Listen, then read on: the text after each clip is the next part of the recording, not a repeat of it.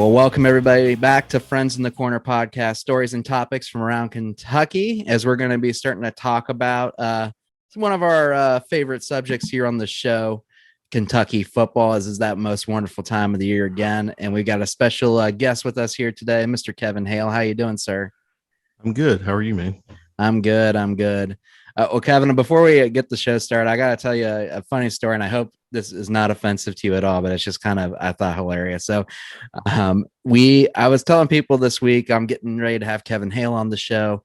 They're like, who in the hell is that? Well, they were saying, oh, I love his content. He's great. He does great stuff for Louisville and stuff like that. And it wasn't until a few conversations down the road we realized they thought I was talking about John Hale from the Courier Journal. Yeah. And they're like, there's can't be two Hales that cover Kentucky football. Well, I think there is. Maybe. So. Well, Kevin, just to get my listeners a little familiar with you, can you tell us a little about who you are and where you're from? I can. Born and raised here in Louisville, Kentucky, all my life. I recall being my first taste of Kentucky sports was, and I'm dating myself here, I was watching the 1978 national championship game against Duke, Kentucky basketball. And between Jack Goose Gibbons' elbow jumper and Kyle Macy's free throws, man, I was hooked. And from then on, I was a Kentucky fan.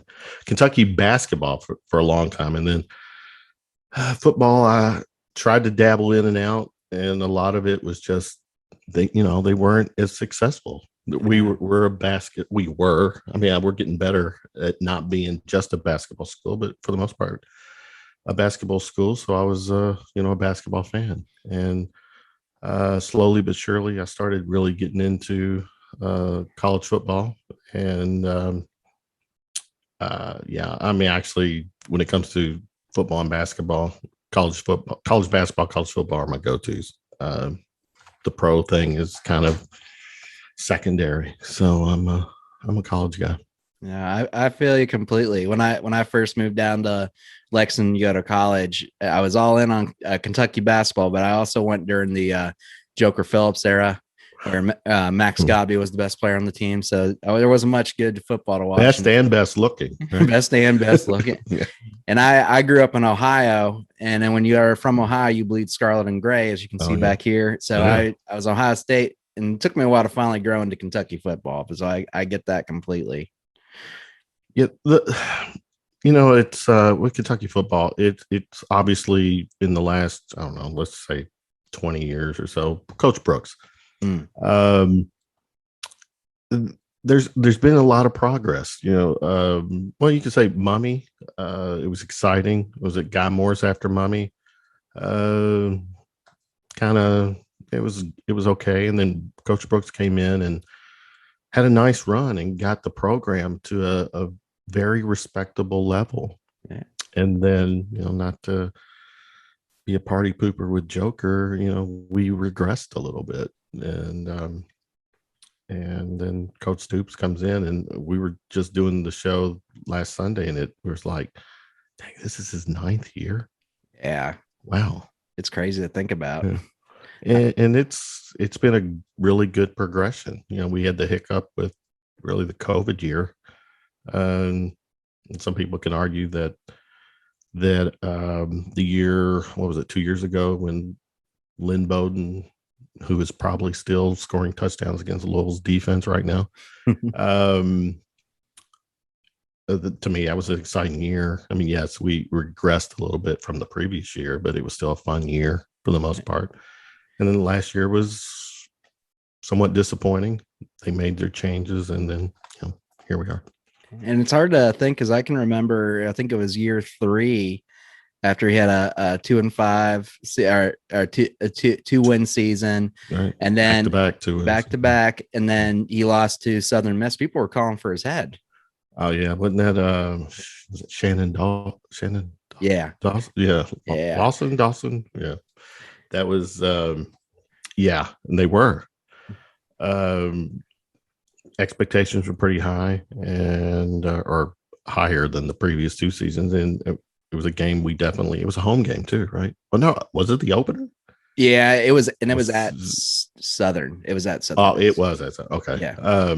Yeah, that was pretty disappointing. And you're right. A lot of people were calling for Stoops to be fired. And, say what you will about Mitch Barnhart. He's a guy that is pretty loyal to his coaches. And I think, that first few seasons with Stoops, he could have, and I'm sure he got, people were really pushing for Barnhart to make a change. And, he stayed true to Stoops. And, I think we're better off. Trust the process. Exactly. Yeah. Well, Kevin, coming from us from Louisville, born and raised here, diehard Kentucky fan, it's kind of surprising that you didn't turn colors a different way living in Louisville there. Yeah, like I said, kind of again dating myself, I wasn't really into the whole local or really college sports thing until 78. And when I saw it when Kentucky was on, that was the night. And they won me over. And I do have respect for the local school. But to me, they're just the local school. I like how you refer to it as the local school. It's like Voldemort, the who shall not be named. So there you go. Well, Kevin, it's nice to have you on. One of the reasons why me and Kevin know each other is through a mutual friend of my show, friend of your show, Mr. Max Godby himself, who got us connected here tonight, and really excited about that because you've gotten to do a lot of content work with Max over the last couple of years. So tell us a little bit about. We'll talk about your relationship with Max, but we also want to talk about your shows that you do too. You do two very distinct different shows. You do Round of Shots, which is sports based around Kentucky sports. Correct. And you do Universal Secrets, which is about it's a paranormal show. But it does lean heavily on the whole UFO alien lore. That topic, for me, the whole paranormal thing, I've, again, as a child, just remember being able to watch scary stuff, paranormal stuff, and was totally fascinated by all these ghosts and Bigfoot and UFO aliens. And just found myself, I'm a guy when it comes to doing podcasts, first and foremost, I like to think that I kind of know what I'm talking about.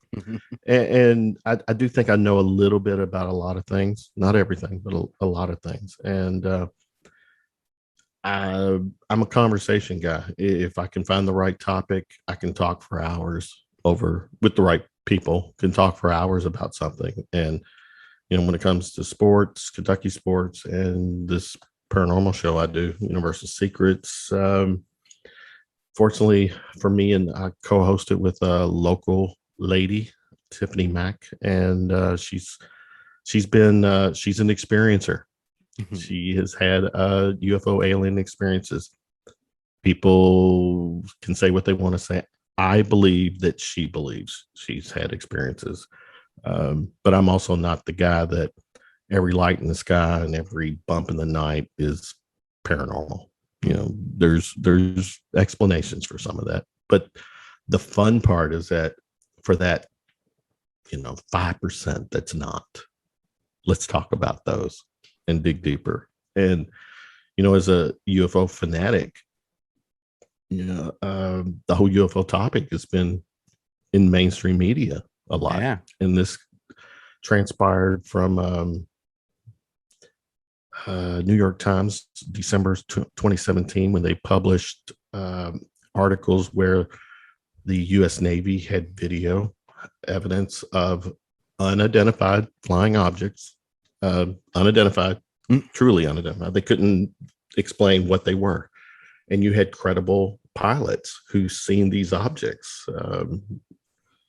In the UFO lore, they referred to this particular incident as the Tic Tac. It was a 40-foot, as the pilot described, a 40-foot object that had the shape of a tic tac, white tic tac. And, there's video, radar evidence that shows the speed and the fact that this object is not, doesn't have what we recognize as a normal propulsion.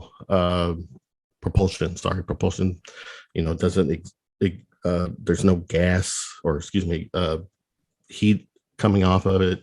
So there's a lot of things about some of the recent videos that they can't explain. And then the Pentagon, in June of this year, they released a report. Like it was a UAP report, unidentified aerial phenomenon report, that Congress requested because they too have concerns that there's objects in the sky in our airspace, over U.S. space, that we can't identify.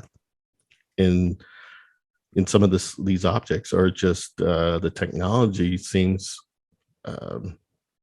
just so fantastic that, first and foremost, their concern is not necessarily that they're from another world. Their concern is that, one of these other countries have tapped into a technology that could be a game changer.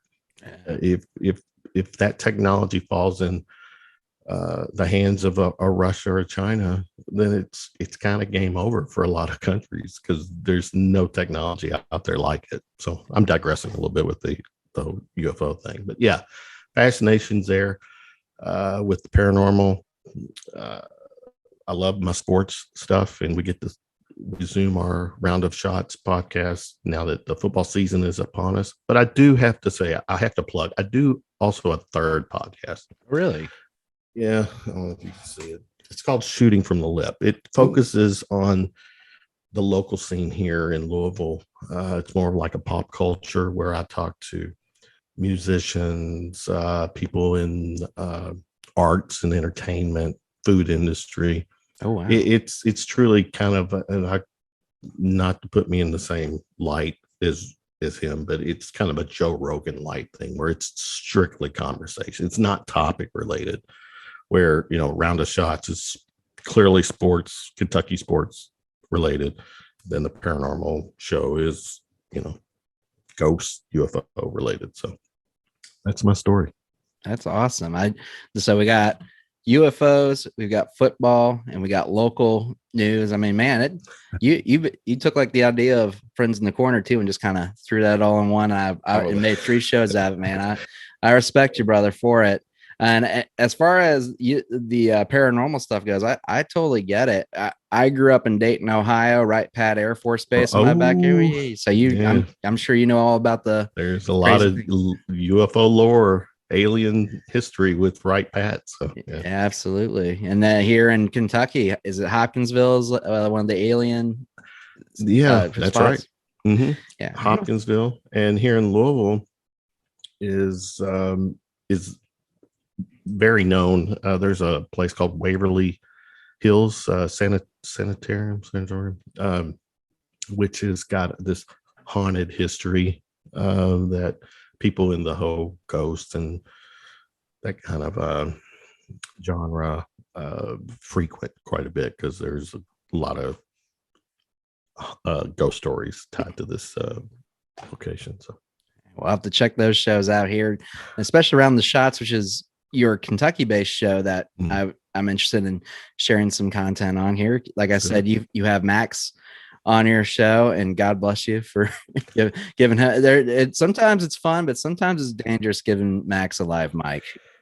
Yeah, Max. It's one of those guys that actually I do the show with Max Godby, Justin Jeffries, who's also a former Kentucky player. Offensive lineman, the brother lineman that they are, and James Strebel, who is James is part of a afternoon show here in Louisville on ESPN 680 called The Take from 3 to 6 p.m. Eastern.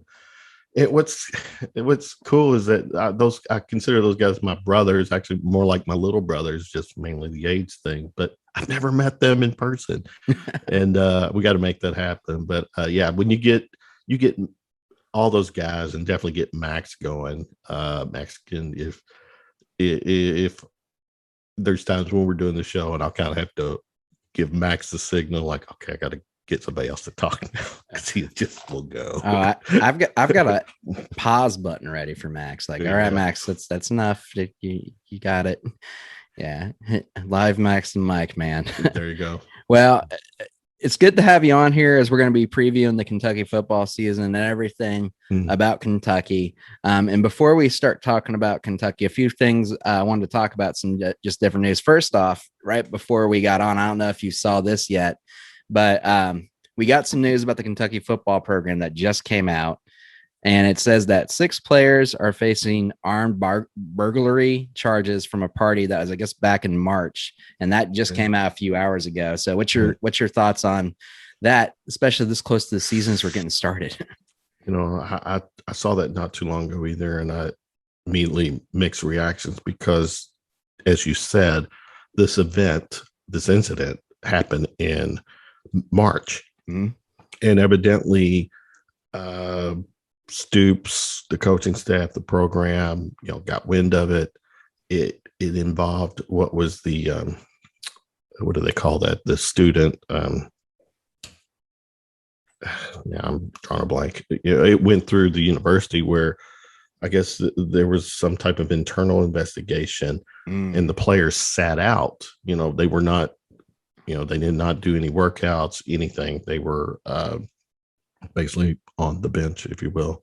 And then they got cleared by internal investigation, I guess, that and they were able to resume practicing with the team. Now that's still going back several months. I think that investigation was like 6 weeks or something like that. So yeah, now it's come out to it, to your point, that of what's going on. And I don't know. If you got players involved in a burglary with weapons, I can only hope that Stoops and his staff have done, and not just staff, the whole school, the program, athletic program, and I guess whoever else, president, whoever would be involved, did their due diligence, did their investigation before letting these players come back on the team. If it turns out that there's more to it, where, I don't know, it was either hushed or, that the program didn't do enough, then definitely it'll be shame on Stoops in the program. And I don't know. It's I guess too early to speculate, but as a fan, I hope things get righted, and we can move past it. But it's not a good look right now. No. Clearly not a good look. Absolutely, and it's still very fresh at the time of recording. We just heard this news a few hours ago, so we'll have to see over the next couple days, couple weeks, as the season gets started, what's going to happen. I'm sure Stoops is going to have some notes to talk about as well. So bit of sad news to start our football podcast on, but maybe a little bit of good news here we'll switch into. Another thing that came out this off season is that we have some new blood joining the SEC as well, with the announcement that Texas and Oklahoma are going to be joining the SEC, looking at about 2025, I guess, is when their contract's out, unless they get bought out, which is some discussion I know you guys had on your show the other day. So what's your thoughts about them joining the conference? And then what type of impact do you think they're going to have on the conference? And more importantly, what type of impact do you think it's going to have on Kentucky as far as scheduling goes? Well, I think we all agree that when it comes to college football, it can arguably start and end with the SEC. From as a whole, it's the premier college football conference, And then when you add two teams at that level, and Oklahoma, say what you will, they are a perennial top 5 school. Seems like every year. Texas, man, I think regressed a little bit, but they're still Texas. They're a college football machine. There's so much history, and they're going to right their ship. But to add those two to the SEC, I heard something crazy where now by adding those two, the revenue that the SEC will bring in will surpass what the NCAA will make in a year. Wow. I mean, it's pretty crazy to think about it, whether that's legit or close or whatever. But yeah, that starts a triple or a trickle effect, because I think you're going to just start seeing several schools and or conferences start to combine forces, schools jumping to other, because it comes down to the dollar. Right. And I mean, put it this way, Texas had, correct me if I'm wrong, Texas had their own what do you call it? Channel, whatever, brand. Television, television, network, and that's my understanding is that goes away once they join the SEC, and they were making a shitload of money off that. Yeah, and just it's just crazy to think that. It's a different time right now. We talked about it on the show. The whole name, image, what is that? NIL. Is that right? Yeah. Name, image, likeness. Yeah. Likeness. The fact that that's in play now. We're seeing a totally different era in college sports, and I'm okay with it. I've always thought the players deserved a piece of the pie. Why not? And some people will argue, well, the scholarship thing, and then you probably have some players who, got that. I probably shouldn't say this, but would get that $100 handshake after a game, kind of thing. They're for the most part, they're pretty much taken care of, but the NCAA schools make a ton of money off their image, off their name, their likeness, and so I'm okay with it. Now, what's kind of disturbing is, when you got high school players foregoing their senior year in high school to go on and get ready to get on campus or declare themselves a college student, with one of the main purposes is that they can start cashing that check, getting that endorsement, that deal. It's going to be interesting to see how that all plays out, but it is what it is right now. And you touched on the fact that they're Oklahoma and Texas, their contracts with the Big 12 expire 2025. Yeah. But yeah, as you mentioned, we talked about this on the last show. It is Max, Justin are definitely convinced that those contracts will be bought out. And I think definitely Max thought they would be SEC 2022. We'll see how that goes.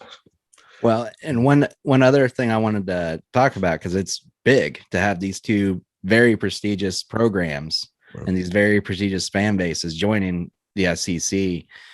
And for Kentucky, it's great because we're going to be seeing these teams come to Lexington.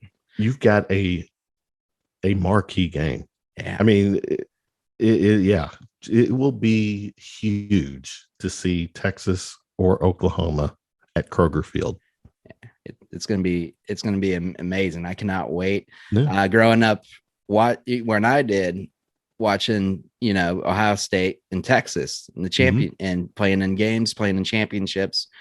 Some of that's a little bit of sore part of me as well.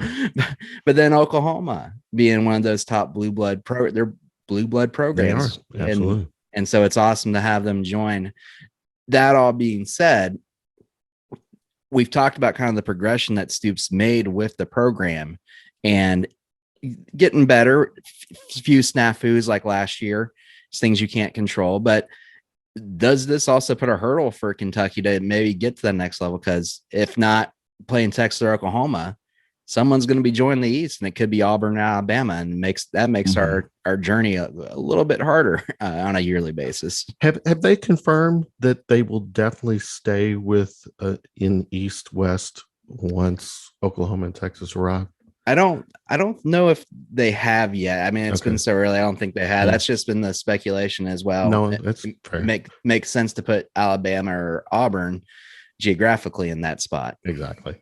Now, because I know doesn't like other major conferences, ACC, with all their teams, they don't do they do a division? I guess they do. Yeah, coastal and coastal. Eastern, That's right. Yeah, it's like Eastern and Coastal or something. Right. Like that. Yeah. So I heard some stories that instead of having an East West at this point, you might just open it all up. But I think I would be, as a fan, still interested in that separation, if you will. But you're right. If you once Oklahoma and Texas come on board, it would highly likely they would be put in the West, and Alabama and Auburn could wind up in the East, which that would mean, based on the schedule, that we would have Alabama.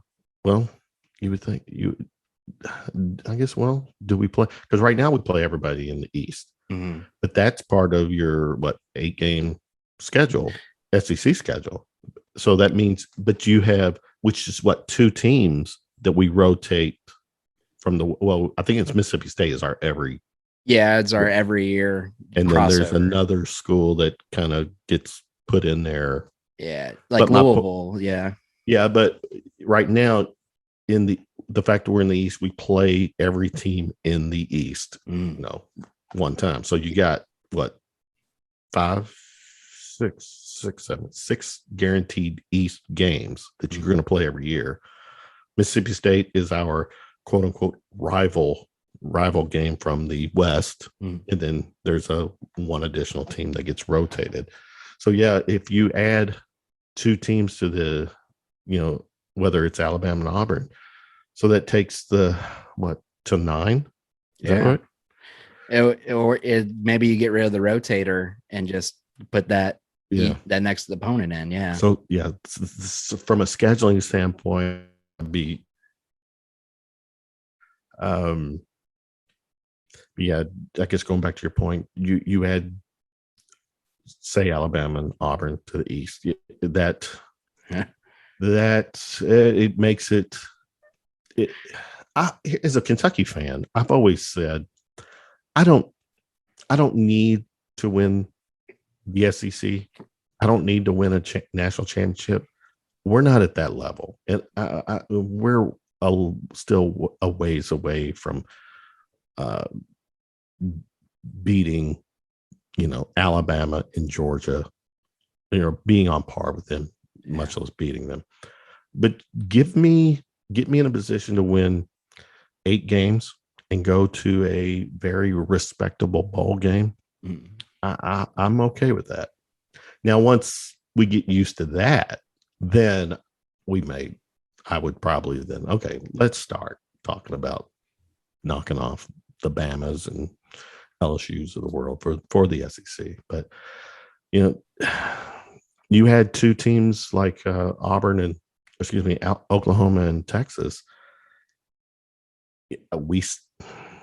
I still see we're still mid-tier program, and we still have to do our part to continue the recruiting, which has been amazing, and player development. And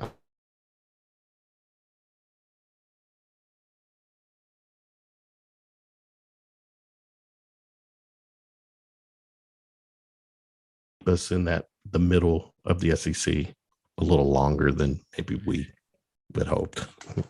I would agree. I've told some of my friends, ideally, hypothetically, let's say Kentucky, and they've been creating some strong teams the last couple of years. If they do win the SEC, something's got to be really wrong with the SEC right now in order to. It has to take a huge step back right now for us to, I think, be at that next level. But maybe one day we're getting there. It's progression.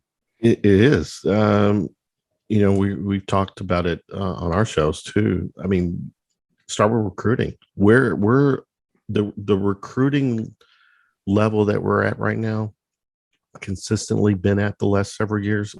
It has not been. It's not. I mean, this is uncharted territory for us, but it's become a norm. We're as great as our recruiting is. We're still like what, 8th consistently in the SEC. Yeah. And then anywhere from what, late high 20s to mid 30s nationally.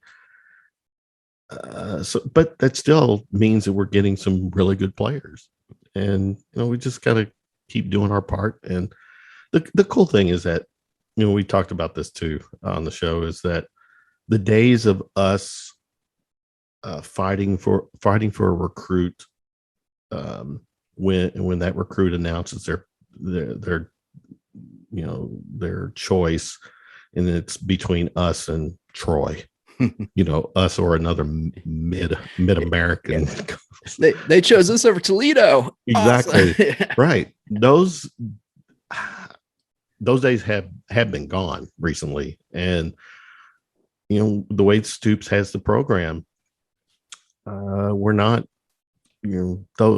rubbing elbows and shoulders with the Troys of the world right now. We're in the same breath as some of the really major programs. We're not getting them all, but it's pretty flattering as a fan and to the program. It should be, when some of these high profile players, you see their, whether it's their final 10 or their 10 or 4, and we're one of those schools, and you see Alabama or Florida, something, you see another major school on their choice list, and so that says something.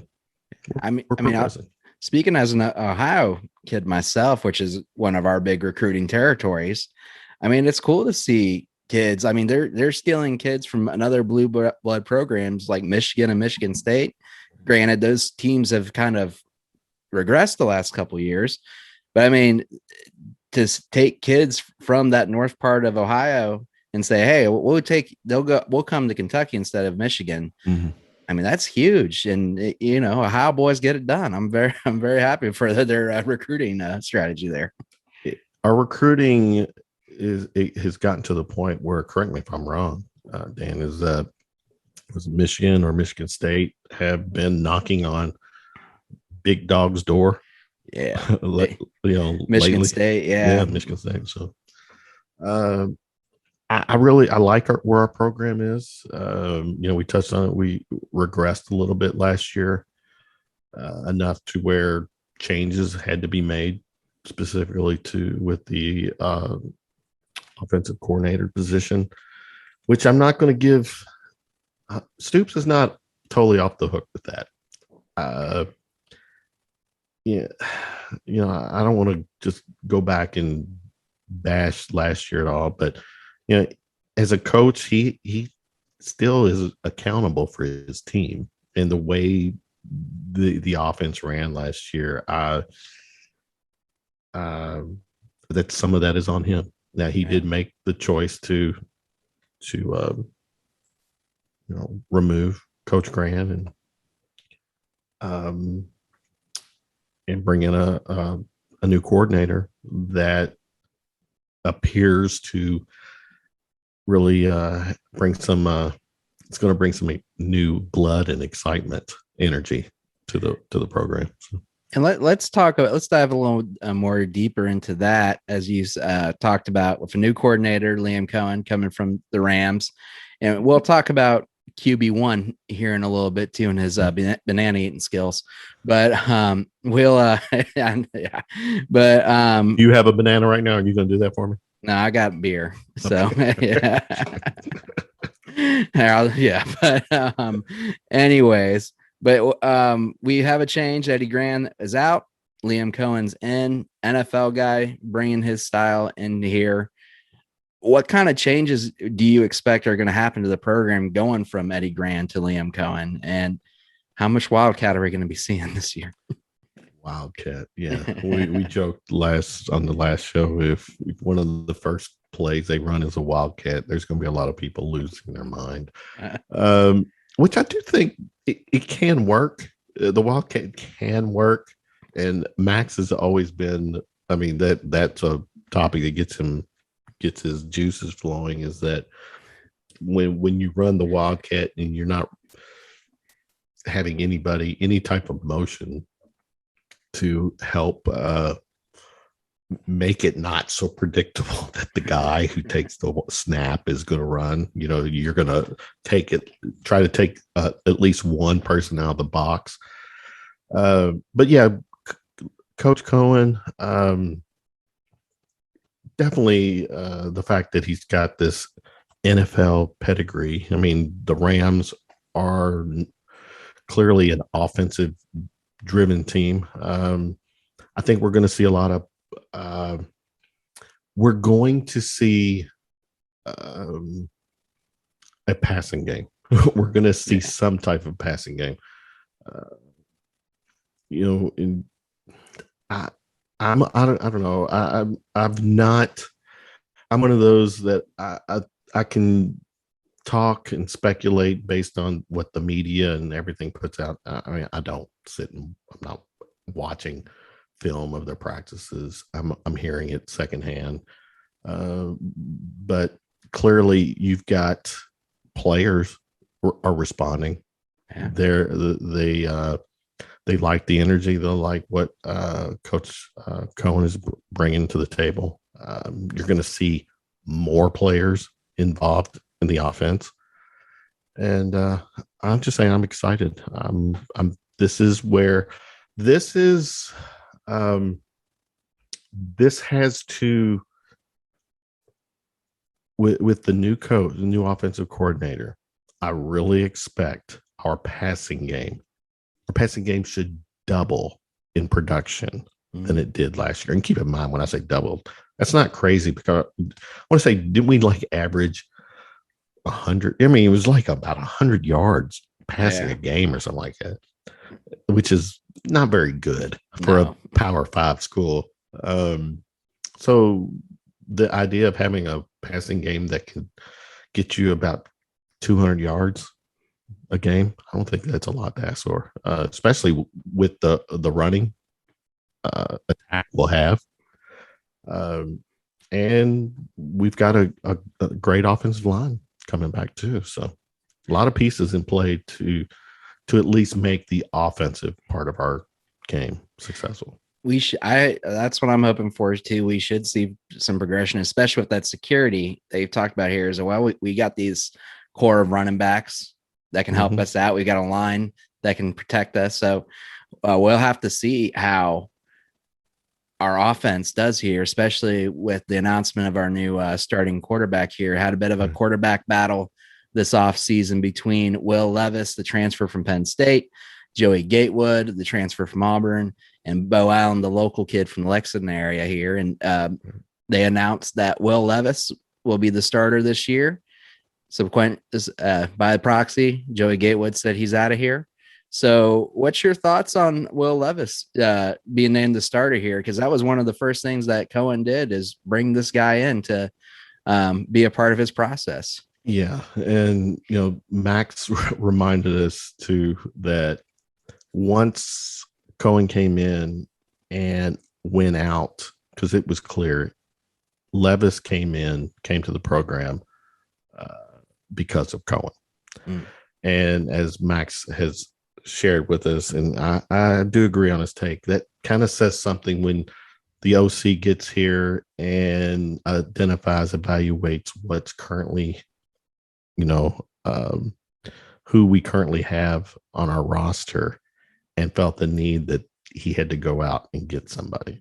Yeah. And from that point on, Max was Levis is going to be our starter, mainly because Cohn went and got him. Mm-hmm. So the fact that Levis won it, has been named the starter. I don't think a lot of people are too surprised because of just how the connection that him and Cohn have. But if you look at video of him, I mean, he looks like he's got the tools. He's got an arm. And again, he just looks like a guy that would be able to definitely over Joey Gatewood. Bo Allen will fit this bill, but you bring in a pro style system, you need a pro style type quarterback, and Levis, by looking at all the video, fits that. So yeah, in Stoops I trust, and in Cohn I trust. So if Levis has been named the starter, then I think that they totally feel that he's the guy that will give us the best opportunity to win a game. Not only some of his passing experience and the arm that he's got too, but I was watching some highlights before he got on here. He's got a little bit of a motor too, and I saw him scramble a few times. And now, granted, the highlights we're watching were against Rutgers, but nonetheless, I saw him when things were breaking down. He used his legs to get out of some pretty serious spots. So he does seem like a complete quarterback that can get us out of situations we've struggled with last season. Very good point. And and he's not small. I mean, he's he looks like, to me, an SEC caliber quarterback. And again, just looking at the videos on his arm strength, his accuracy, and I still go back to our offensive line. That's, to me, that's going to be we've got some pretty good skilled players at the skilled position, but the offensive line, I think the game's start and ends with that line. I mean, they are talked about as one of the best in the nation, and if that's the case, I do think an 8-win season at best is what we're looking at. Let's talk about Gatewood transferring here, because at the time of recording, the speculation is that he's going to UCF and he's going to rejoin with Gus Malzahn. What do you think of him transferring? I mean, I get it where you came underneath a previous offensive coordinator with the expectations of where you were going to be next year, and then things change and the directions change, and maybe you're like, well, maybe I don't need to be here anymore if that's it. But also, as much as we're touting about Will Levis, we haven't seen him playing for Kentucky yet, and we haven't seen him play against SEC competition. So what are your thoughts as far as him transferring? Do you think it's smart for him? Do you think maybe he should have stuck around and just seen like if there was potential opportunity? But yeah, just kind of an interesting process, but not too uncommon for these for this era of college football. Definitely not in this era, because now, because of the NIL, you want, I think every player wants to get themselves in a position where if they're that they potentially are seeing the field sooner than later. I said this on the show that, to me, I interpreted Gatewood's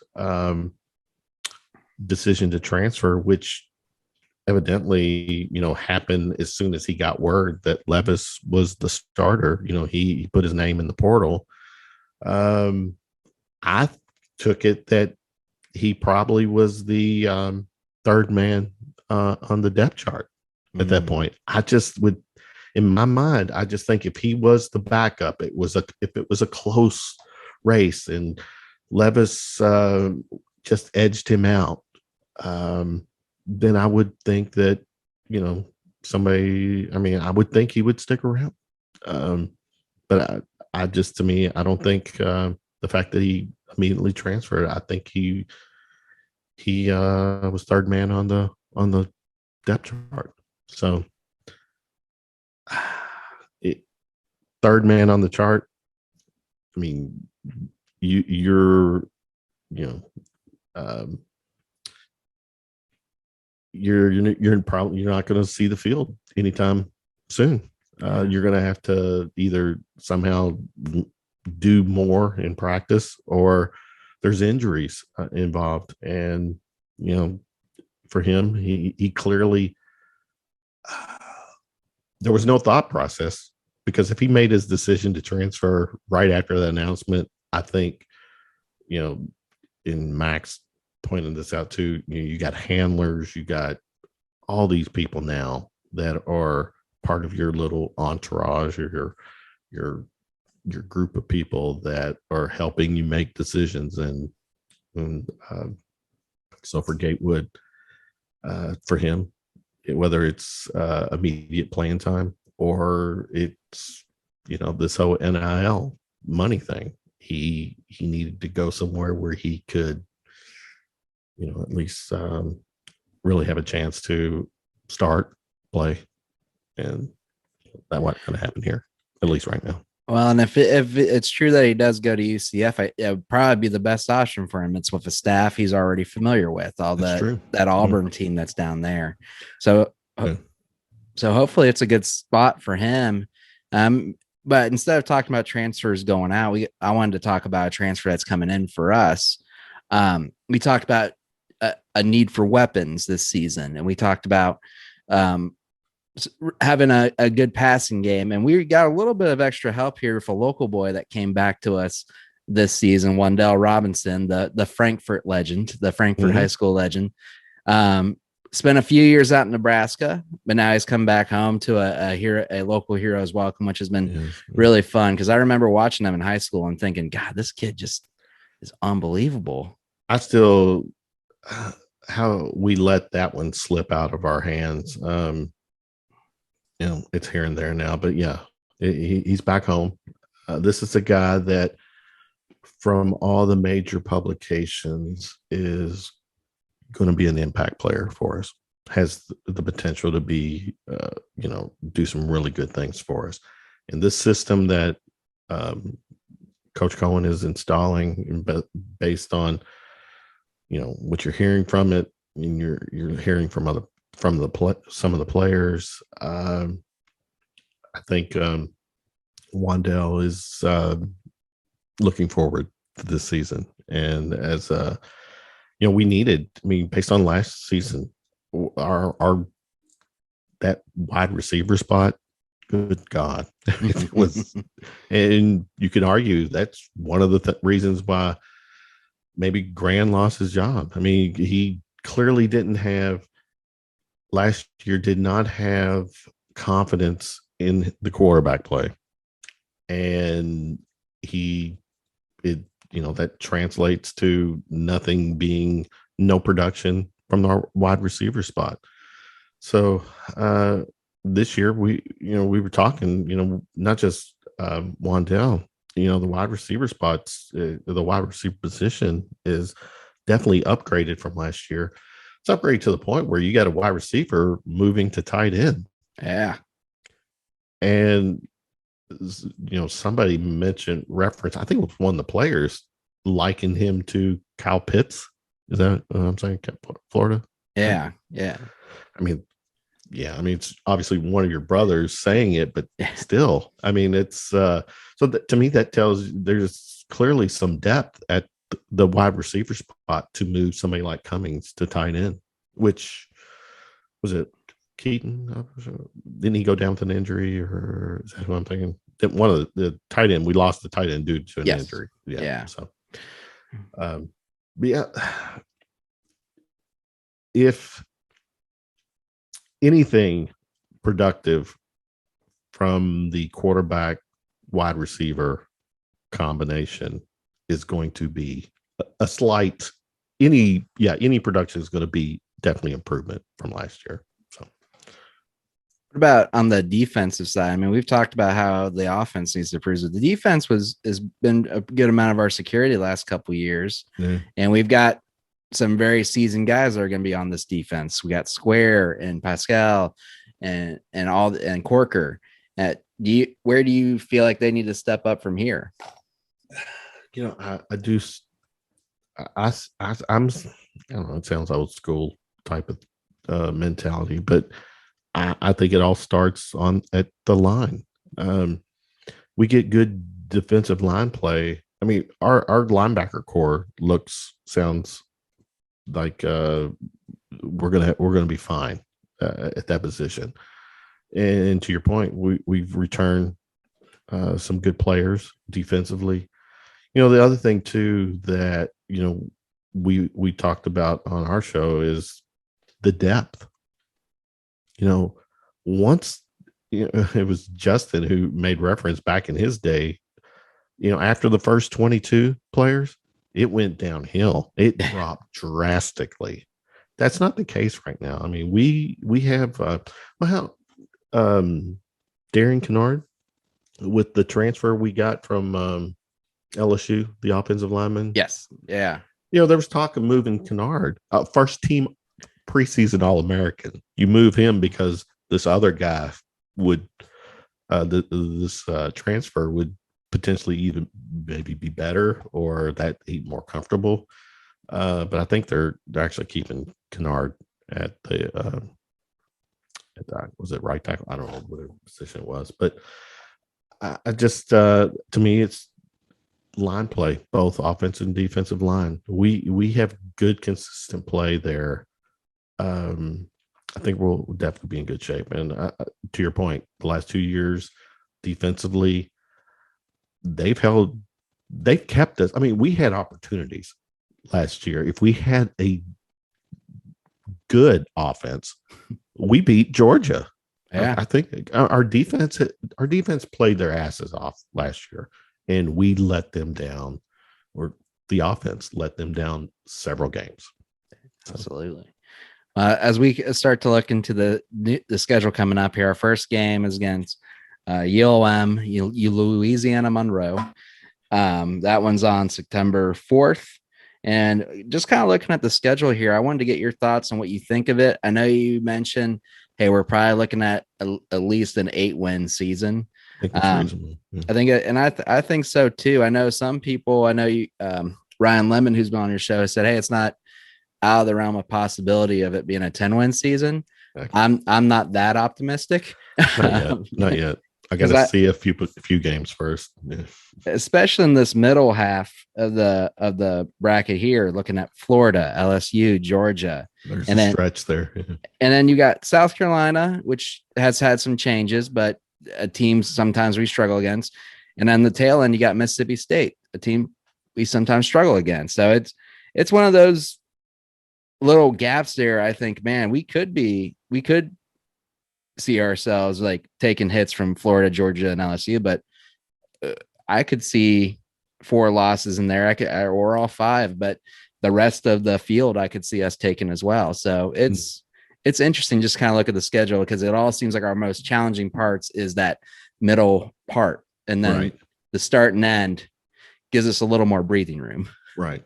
And what's good about this time around with a stretch of that caliber is that we will have had several games under our belt before we get to murderer's row, if you want to call it that. I like that. Where we're the cohesive, just being able to get some games in and development and confidence. And then once we hit the middle of our schedule, hopefully, we're not dealing with injuries. But the best part, I touched on the depth.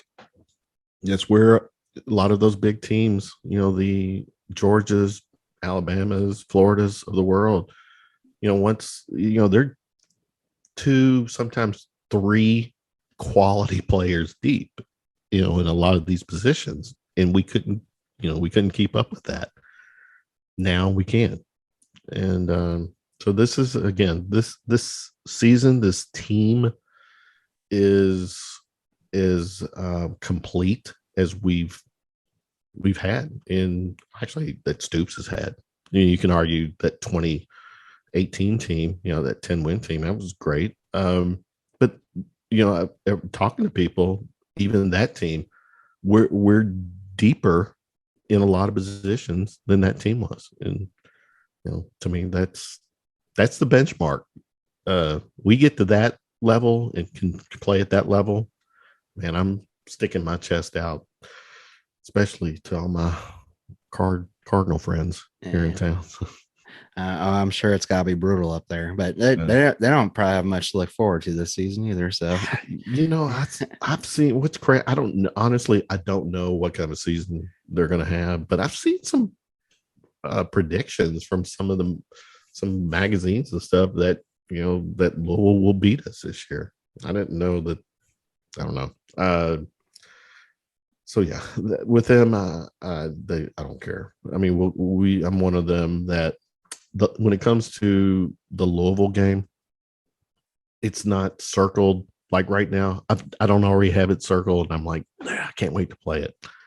We've got 11 quality teams before, or something almost that, not every, but definitely you got an SEC schedule that we don't need to worry about Louisville until game number 12.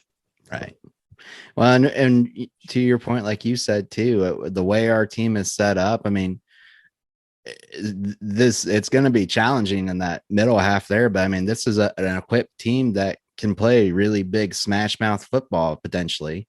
And so we could see some very competitive games. I know Georgia, we've been just there with them. So, I mean, anything is possible, we're built, we're SEC built right now as a football program, as much as that we've ever been, definitely during the Stoops era. Again, I'm fascinated by, we've got really good players at the skilled positions. Chris Rodriguez, we haven't even said his name. I think he's a beast. He's going to have a good year with that offensive line. And if we have a good passing game, I mean, that's a dude that our running game will benefit so much by having some quarterback play.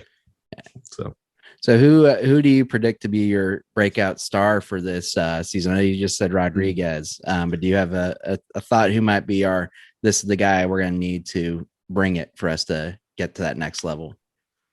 Yeah, you got to throw his name out there because Stoops, Cohn, Big Dog, they've said, when it comes to the offense that it's still going to be run first, but not run only. I think 60-40 is the that ratio that I've heard.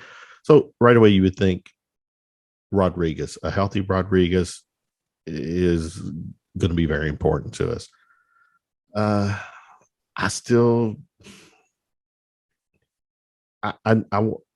If the offensive line lives up to the hype, then we're going to be in really good shape because to have a passing game, quarterback's going to need protection. It's going to need time, especially passing plays. You're going to need a little bit of time to be able to, survey the field and your options and make those plays. So if the offensive line lives up to the hype, this really could be a fun season because we do have some players at all the skilled positions that could really make this a very special season.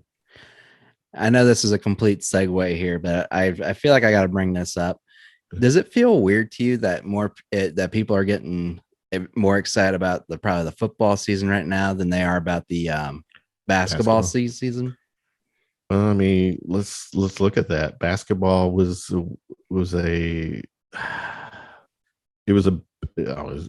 clearly Calipari's worst season. Yeah, a sub 500 season. We really as basketball fans, we knew definitely by the middle of the season that we were not good. This is not going to end well. And it didn't end well. And, the basketball will bounce back. They'll get back to, elite status. And, in Cal, I trust as well. He'll make the adjustments. But we're not just a basketball school anymore. And I'm digging that. I like the fact that there is really as much excitement for football. We're not talking about basketball. I know it's a nice segue, but we didn't have to bring it up. We would have been fine. And it's been, because it's Kentucky basketball, it always seems to find its way into a sports podcast, especially when sports. But I don't need to talk about Kentucky basketball right now. We'll talk about it as we get closer. I'm zeroed in on football. I'm excited for the football program.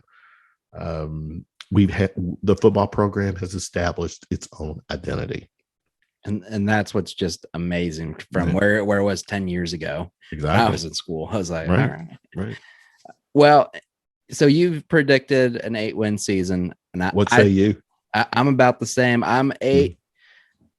I want to, my optimistic side is 8. I could see 7 because I could see us hitting it. If we lose to South Carolina, I could see us trending down to lose those 3 games in Mississippi State. But I do, my optimistic side is 8. Ryan Lemon, I love you. 10 wins. God bless you, man. But you get paid more to do these comments than I do. So I will give that to you, my friend. But nonetheless, I'm 8 and I'm optimistic for progression from last year. It has to get better from last year. Agree. Again, if there's any, it's not going to take a lot from the passing game to improve from last year, because we had little to nothing. I mean, we had a game last year. It was the Georgia game where we're only down 14 in the second half, and we didn't. It felt like we were in some type of conservative mode. We weren't trying to pass, use the passing game to get us in the game. So it's I'm excited for what Coach Cohn, some of the new players that we've got, and we're I think we're in a good position right now to make some noise, definitely more than we did last year. So, Kevin, I'm excited for this season. I want to say thank you so much for coming on to talk about it. One thing that Kevin does on Round of Shots at the end of his show is he gives his guest on a last final parting shot. And so just in that same spirit, Kevin, I want to give you that time too. Whether you want to talk about Kentucky football or anything else in your mind, what's your final shot here? Final shot. Without sounding too political, people take a moment and remember, please and thank you, being compassionate, being nice, and to your fellow brother and sister. We're all in this freaking together.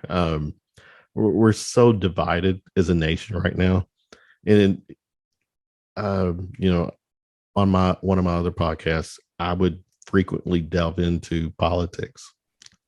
I have stopped talking about politics. I can't. But you bring Max on. Yeah, Max is a mouthpiece, but but there's just be nicer, show compassion, help people out when you can. And a reminder that if you're having a crappy day, somebody's probably got it worse, and just